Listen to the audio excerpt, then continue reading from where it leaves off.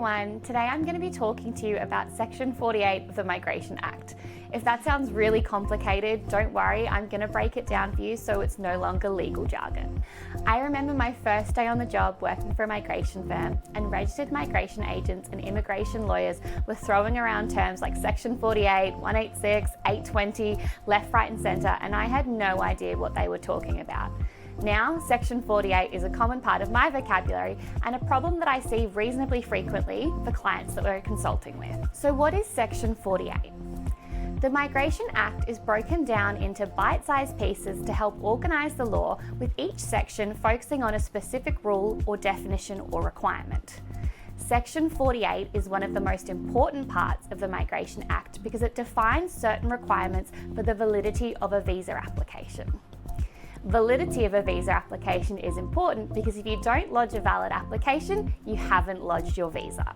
Section 48 of the Migration Act applies to certain bridging visa holders or people that don't hold a valid visa if they've had a refusal or a cancellation and they're wanting to apply for a visa in Australia. Essentially, Section 48 operates as a block or a bar within the immigration framework that prevents you from making an application for most types of visas in Australia where you have had that refusal or cancellation.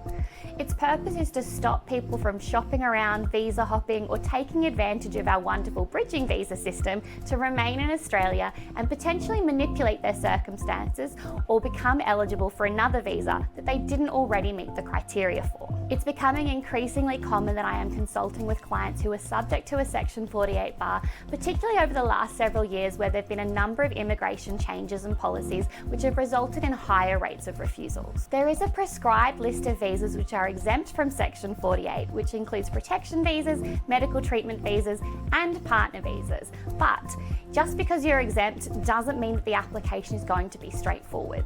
If you're subject to Section 48 of the Migration Act and you're wanting to lodge a partner visa, there are strict prescribed criteria and documentation that must be attached to your visa in order for the application to be considered valid. If you're subject to Section 48 of the Migration Act and you're wanting to apply for a partner visa on shore and you can lodge a valid application, it doesn't mean that you should. Chances are you're going to run into trouble with Schedule 3 of the Migration Act, which is a whole other blog post.